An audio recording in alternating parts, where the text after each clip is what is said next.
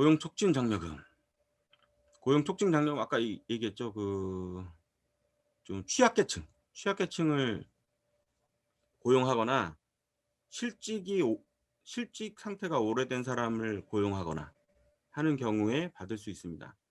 자, 고용 촉진 장려금은 굉장히 심플한데 그 안에 숨어 있는 그 요건이 굉장히 복잡해요. 네. 그래서 이건 인터넷 고용노동부 홈페이지 가면 다 있거든요, 요건이. 그래서 요거를 우리 회사는 직원을 뽑아야 되는데 이 친구가 청년도 아니고 그렇다고 50세가 넘지도 않았어요. 그 중간에 있는 연령층 있죠. 35세에서 49세까지. 여기를 뽑아야 되는데 여기는 나오는 지원금 없나요? 네. 그게 고용 촉진 장려금으로 해서 뽑으셔야 돼요, 그러면. 그런 분들을 고용 촉진 장려금 요건에다 거꾸로 맞추셔야 돼. 거꾸로 맞춰서 "너 고용노동부 가서 등록해. 구직 등록해. 우리도 구인 등록할게." 뭐 이렇게 해서 서로 이렇게 맞추셔야 돼요. 그리고 나서 뽑아야 이제 지원금이 나옵니다. 그런데 어쨌든 청년이 아니고 장년이 아님에도 불구하고 중간에 있는 애매한 연령층도 고용 지원금을 받을 수 있다. 네. 그게 핵심이겠죠. 그다음에 고용 환경 개선 장려금. 여기는 직장 어린이집 인건비랑 운영비 지원하는 게 있고요. 그다음에 직장 어린이집 설치비를 지원하는 게 있습니다.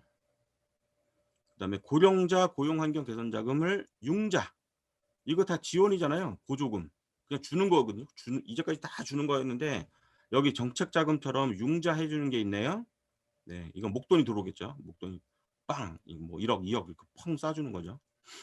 대신 나중에 갚아야 돼요. 예. 일자리 함께하기 설비 투자비 융자. 예, 융자도 있네요. 고용 환경 개선 장려. 여긴 아무래도 인제 공사를 해야 되니까 푼돈을 줄 수는 없잖아요. 그죠? 일생활 균형 인프라 구축비 지원.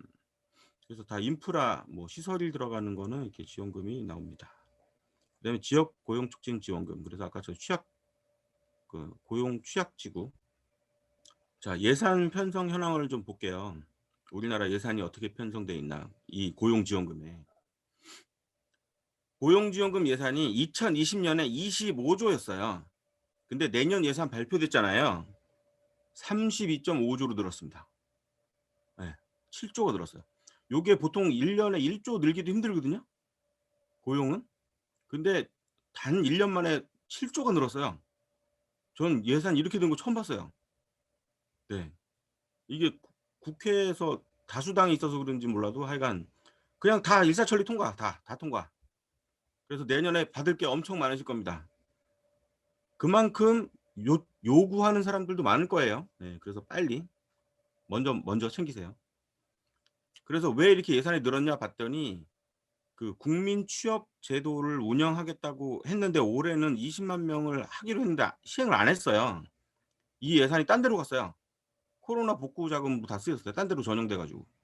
그래서 올해는 시행이 안 되고 내년에 40만 명 한답니다. 국민 취업 지원 제도. 그다음에 고용 유지 지원금. 망했는데 그 회사에 고용을 유지하면 나오는 지원금 있잖아요.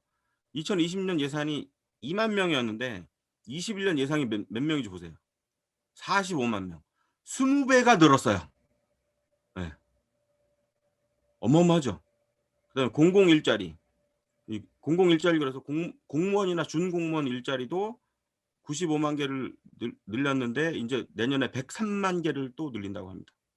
나라가 먹여 살리다가 뭐 이런 소리죠 인제. 실업자들을 나라가 먹여 살리겠다. 그 뒤에는 나도 모르겠다. 인제 그런 겁니다.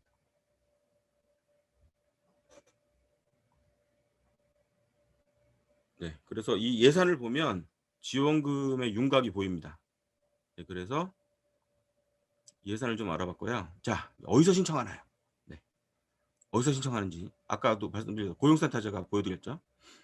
그래서 고용노동부 구조를 아셔야 돼요. 고용노동부가 어떻게 생겼냐면 고용노동부 본부는 세종시에 있어요, 장관님 계시는. 이 장관님 서울 잘 안 오시죠? 세종시에 계세요. 고용노동부는 세종시에 있고 지방마다 노동청이 있어요. 고용노동부 산하 노동청. 이 노동청에서 하는 일이 임금 체불 신고 사건을 처리하고 조사해요. 그러니까 약간 경찰처럼 이렇게 조정해 주는 역할을 하는 거예요. "저 체불임금 못 받았어요." 그리고 딱 진정하잖아요. 노동청에 진정한다 그러잖아요. 여기다 하는 거예요. 그러면 여기서 근로감독관이 사업주한테 전화하죠. 임금 체불됐다고 신고 들어왔는데 맞습니까?" "맞습니다."